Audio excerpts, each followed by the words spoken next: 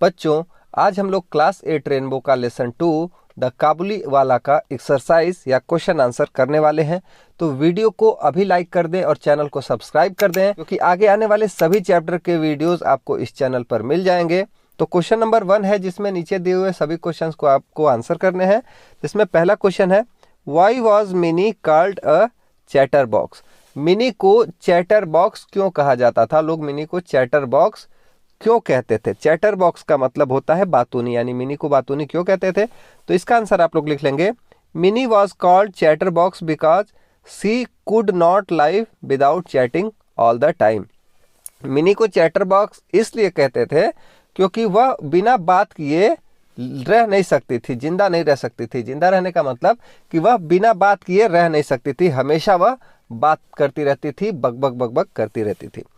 अगला है, why was Mini afraid of the Kabuliwala. Mini काबुली वाला से क्यों डरी थी? ठीक है, वह काबुली वाले से क्यों डरती थी? तो इसका आंसर लिख लेंगे, Mini had heard that Kabuliwala caught children, put them in their sack and took them away. Mini ने यह सुना था, मिनी ने ऐसा सुना था कि काबुली वाला जो है वह बच्चों को क्या करता है, पकड़ लेता है, उनको एक सैक, सैक का मतलब होता है बोरा, उनको एक बोरी में क्या करता है, रख देता है, बंद कर देता है, और टूक देम अवे, और उनको दूर लेकर चला जाता है। So she was afraid of the Kabuliwala, इसी वजह से वह काबुली वाले से डरती थी। अगला क्वेश्चन है, वाई वॉज द काबुली वाला अरेस्टेड। काबुली वाला अरेस्ट क्यों हो गया, उसको क्यों गिरफ्तार कर लिया गया? तो इसका आंसर आप लोग लिख लेंगे, रहमान द काबुली वाला has stepped a man who earned his money. ठीक है, जो रहमान है काबुली वाला, उसने एक आदमी को क्या किया था, स्टेप्ड, स्टेप्ड का मतलब चाकू घोंप दिया था, जिसने उसका पैसा लिया हुआ था। ठीक है, तो रहमान का कोई पैसा लिया रहता है और उसको रहमान क्या करता है, चाकू घोंप दिया रहता है। For this crime he was arrested, और इसी गुनाह के लिए, इसी अपराध के लिए उसको अरेस्ट कर लिया गया था। तो अगर आपको लग रहा होगा कि मैं बहुत तेज बता रहा हूं और आप इसको लिख नहीं पा रहे हैं या इसको बुक पर टिक नहीं कर पा रहे हैं, तो वीडियो को पॉज कर लेंगे और आराम से अपनी कॉपी पर लिख लेंगे। इसके साथ ही मैं आपको क्वेश्चन का भी अर्थ बताते चल रहा हूँ, आंसर भी बताते चल रहा हूँ, और साथ ही साथ आंसर का भी अर्थ बताते हुए चल रहा हूँ। तो अगला है डी, वाई वॉज द काबुली वाला शॉक्ड टू सी मिनी। यानी काबुली वाला मिनी को देखकर शॉक क्यों हो गया, अचंभित क्यों हो गया? तो इसका आंसर आप लोग लिख लेंगे, he was shocked to see that Mini the little girl he had known had grown into such a beautiful woman. जो काबुली वाला था वह मिनी को देखकर इसलिए शॉक हो गया कि the little girl he had known, जिसको एक छोटी बच्ची वह जानता था, वह एक बहुत ही सुंदर औरत के रूप में विकसित हो चुकी थी। ठीक है, क्योंकि उसको लग रहा था कि अभी मिनी छोटी सी बच्ची अभी भी है, लेकिन जब वह उसको देखा तो वो एक बहुत ही सुंदर और बड़ी औरत बन गई थी, ग्रो कर गई थी, और इसी वजह से वह काबुली वाला उसको देखकर शॉक हो गया। What did minis father give him. Mini के पिता ने उसको क्या दिया, काबुली वाले को क्या दिया? तो इसका आंसर लिख लेंगे, Mini's father took out some money and gave it to Rahman so that he could also see his own daughter after so many years. जो मिनी के पिता थे, उन्होंने कुछ पैसे निकाले और रहमान को दे दिए, सो दैट, क्यों, ताकि he could see also see his daughter, ताकि वह अपनी भी लड़की को देख सके आफ्टर सो मेनी ईयर्स, इतने सालों के बाद। क्योंकि रहमान जेल चला गया होता है और बहुत सालों के बाद जेल से आया रहता है, तो मिनी के पास जाता है, समझता है मिनी बच्ची होगी, लेकिन मिनी बड़ी हो गई रहती है। अब उसको लगता है कि मेरी बच्ची भी बड़ी हो गई होगी, तो वह रोने लगता है। तो रहमान को जो मिनी के पिता हैं वह कुछ पैसे देते हैं कि तुम अपने देश चले जाओ और काबुल चले जाओ और क्या करो, अपनी बच्ची को तुम भी जाकर देख लो। अगला क्वेश्चन है, mention the human qualities that you observe in the story. इस स्टोरी में जो ह्यूमन क्वालिटीज हैं, इंसान की जो गुण है, इंसानियत जो है, वह कौन कौन सी इंसानियत आपको देखने को मिली? तो इसका आंसर आप लोग लिख लेंगे, this chapter narrates a story between an attachment and human bonding between Mini and the काबुली वाला।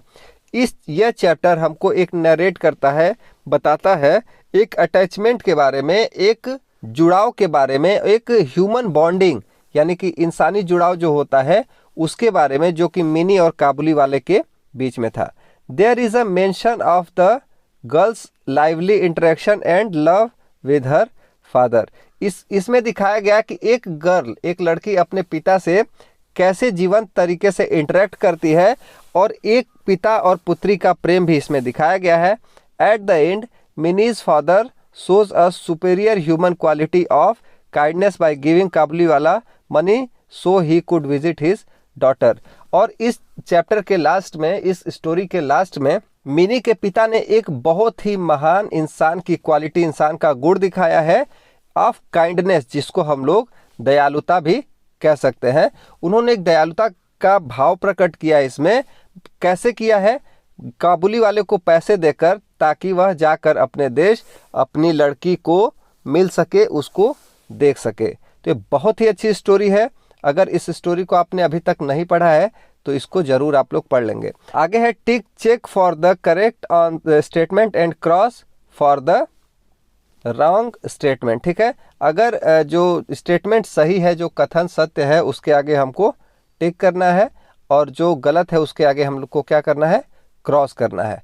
तो पहला है mini could not live without chatting all the time. Mini बिना बोले नहीं रह सकती, तो ये कथन सही है, मिनी बहुत बात करती थी। अगला है Rahman was a big bearded Pathan. Rahman एक बड़ी दाढ़ी वाला पठान था, ये भी बात सही है, यहाँ भी टिक कर लेंगे। Mini did not forget the Kabuliwala. Mini काबुली वाले को नहीं भूली थी, तो ये गलत है, मिनी बड़ी हुई तो काबुली वाले को भूल गई। अगला है Mini's father did not help Rahman with some money. Mini के पिता ने रहमान की पैसे देकर मदद नहीं की, तो ये गलत है, उन्होंने मदद की थी, तो इसको यहाँ हम लोग क्रॉस कर देंगे।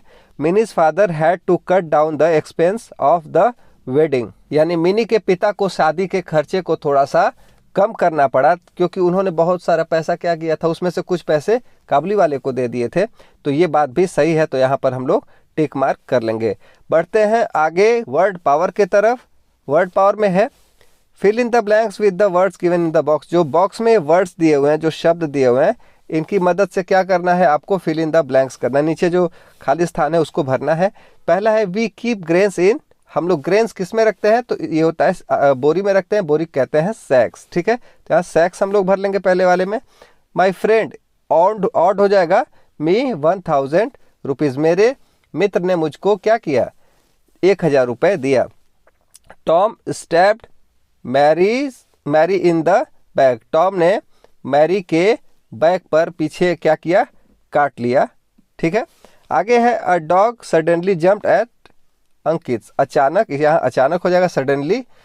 अचानक एक कुत्ता अंकित के ऊपर कूद गया। Don't spend more than you can afford. जितना आप अफोर्ड कर सकते हैं उससे ज़्यादा आप खर्च न करें, तो इसमें अफोर्ड हो जाएगा। ठीक है, आगे है suggest a suitable word for the given box for each of the following sentences. जितने ये शब्द लिखे हुए हैं, लाइंस लिखी हुए हैं, इसके लिए एक suitable word, one word substitution इसको कहते हैं। यानी कि एक स्टेटमेंट के लिए एक वर्ड आपको जो सुटेबल होगा वो लिखेंगे। A person who can read and right. एक इंसान जो कि पढ़ भी सकता है और लिख भी सकता है, उसको क्या कहते हैं? उसको हिंदी में कहते हैं साक्षर और इंग्लिश में कहते हैं लिटरेट। ऐसे ही एक शब्द में डिफाइन करना है। A person who talks too much. एक इंसान जो कि बहुत ही ज़्यादा बात करता है उसको कहते हैं बातूनी और इंग्लिश में कहते हैं chatter box. A person who loves his country. एक इंसान जो अपने कंट्री को लव करता है उसको कहते हैं पैट्रियट। ठीक है, a government by the people. एक ऐसी सरकार जो लोगों द्वारा बनाई गई है उसको कहते हैं democracy. A person who looks at the bright side of the things. एक इंसान जो कि चीज़ों के पॉजिटिव ब्राइट साइड यानी कि अच्छे पक्ष को देखता है, न आशावादी होता है, उसको कहते हैं ऑप्टिमिस्ट। ठीक, तो इन सबको आप अपनी कॉपी में या बुक में लिख भी लेंगे और उसके साथ इसको जरूर याद कर लेंगे। ये फ्यूचर में लाइफ में आपके बहुत काम आने वाला है। अगला है लैंग्वेज प्रैक्टिस।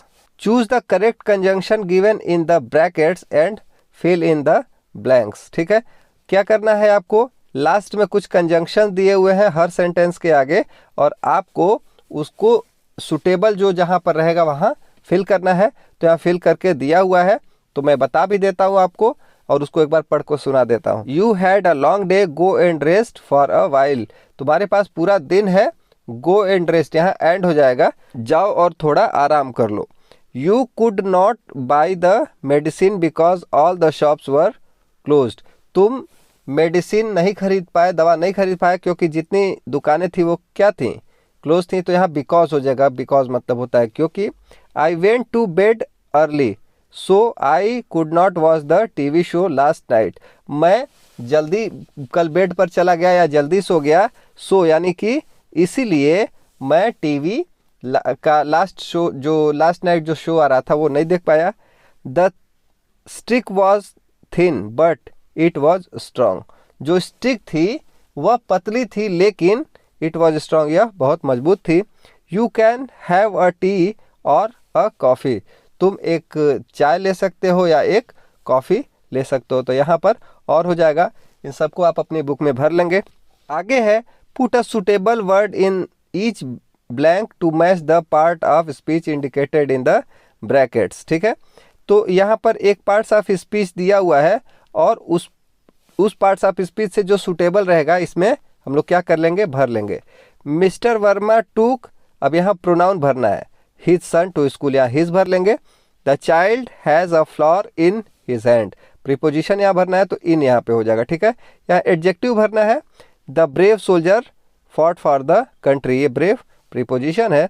और ऐसे ही एडवर्ब भरना है, ही always did his work very sincerely, sincerely adverb है। तो बच्चों उम्मीद करता हूं कि सभी क्वेश्चन के आंसर आपने अपनी कॉपी में लिख लिए होंगे या बुक में टिक कर लिए होंगे। अगर किसी क्वेश्चन का आंसर आप नहीं लिख पाए तो आप वीडियो को पीछे ले जाकर और वहां पॉज करके उसको पूरा लिख लेंगे। अगर आपको कोई समस्या या सुझाव है तो आप नीचे कमेंट बॉक्स में कमेंट करें। अगर आपको ये वीडियो जरा से भी अच्छी लगी तो वीडियो को लाइक करें और आगे आने वाले सभी चैप्टर्स को देखने के लिए चैनल को सब्सक्राइब जरूर करें। मिलते हैं अगले वीडियो में, तब तक पढ़ते रहें, अपना ख्याल रखें। Thank you, bye bye.